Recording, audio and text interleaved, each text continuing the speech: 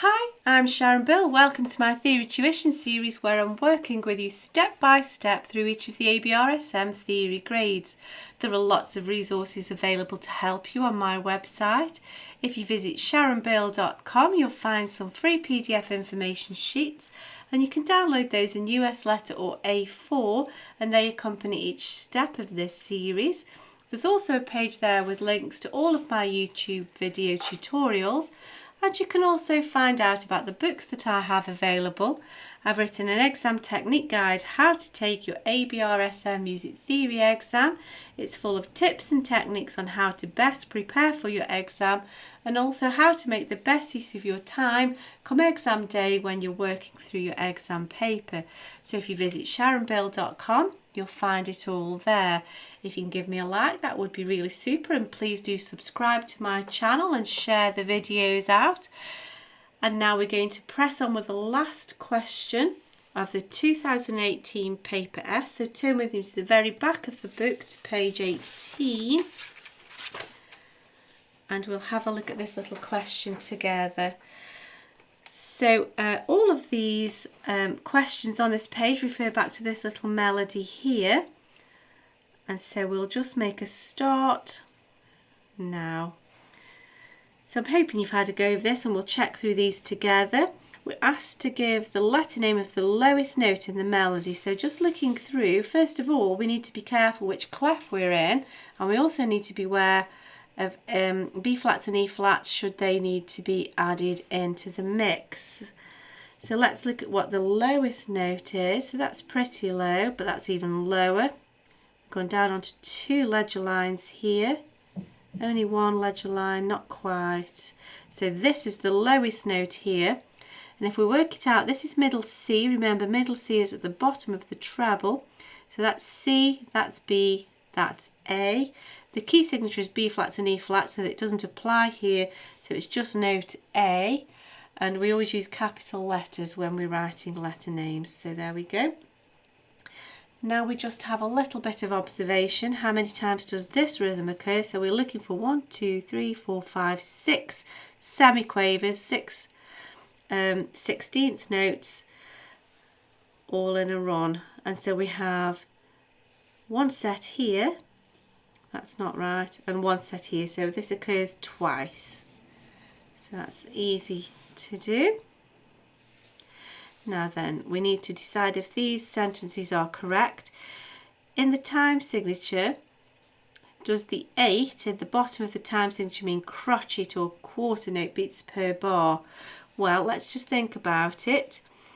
We know that that's the whole note, which divides into two halves. So that's why the bottom number for quarter notes or crotchet beats is 4, because you can see we divided into quarters, and so you can see that quarter notes is crotchet beats or quarter notes. The number 8 would actually refer to quaver beats or eighth notes, which would be those. So that's false. Okay, I'll just rub that out now because we got a bit carried away. I've got in the way of my next question. Okay, so it's a good job they give you scrap paper in the exam, isn't it? So you don't have to mess up your exam paper. So now all of the notes in bars 1 to 4 of this melody, is it true that they can be found in the key of B flat major? Bars 1 to 4. Well, B flat major has B flats and E flats, so anything in accordance with that key signature should be okay. However, we look forwards here, we have an E natural, which cancels out that, and so that would not be part of B flat major. So actually all of the notes are not within the key of B flat major. This one here just breaks the pattern, so that's also false. There we go. Let's see what happens now. Give the time name of the only rest in the melody. So is it crotchet or quarter note, or is it quaver, eighth note? Any one of those ways of writing it will do. Let's see what the rest we have. We have one rest here, and this is a quaver rest or an eighth note rest. And so that's what we would say. There's your answer. Soon done.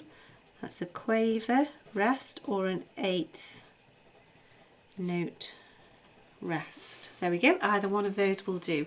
Now this last question is literally 10 marks purely for copying out, so there's no reason to lose a single mark here, if there is anywhere else of course, but definitely not here. We just need to be neat and tidy, so you need a nice sharp pencil, you need an eraser just to be sure, and a ruler just to keep everything in check. So we've even been given a checklist, and just make sure that you copy out the correct bit. It isn't always from the start. Here we go from the start of bar 5 to the end of bar 8. So what we're actually copying is this second line here. And so if I just pop that there, what I'm going to do, you can copy this in any way you like, as long as you get all the information down. I prefer to get the bar lines in place first, just so that I can make sure I'm not going to run out of space. I'm keeping everything aligned with their example because I've got enough to be thinking about without losing track where I am. So going through their checklist, we need the clef. Well, that went a bit wonky. There we go. We need the key signature. Now we don't have the time signature because that's only at the beginning. We don't have the tempo direction because that's only at the beginning. We literally write what we see here. And so first of all, I'm going to go in the order of getting the note heads in place, because if I get all these blobs in the right place, then I haven't got to worry about where I am. I'm just keeping everything aligned with there so I don't lose track, and I'm not going to make a mistake just by missing something.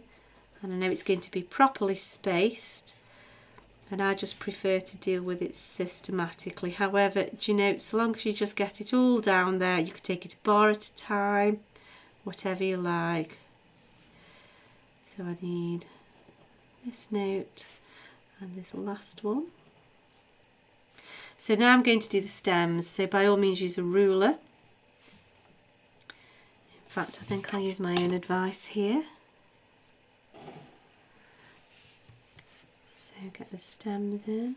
So all of these are semis now until the last note.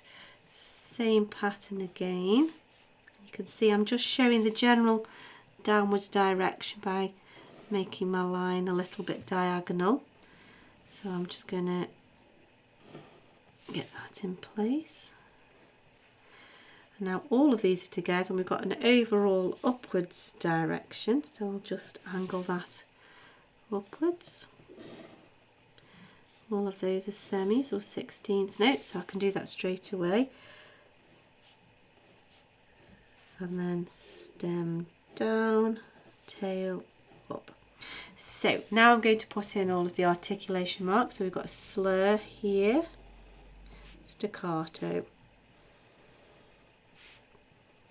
If it helps you, by all means just put the bar numbers in as well. You won't get penalised for doing that if you want to be super sure where you are.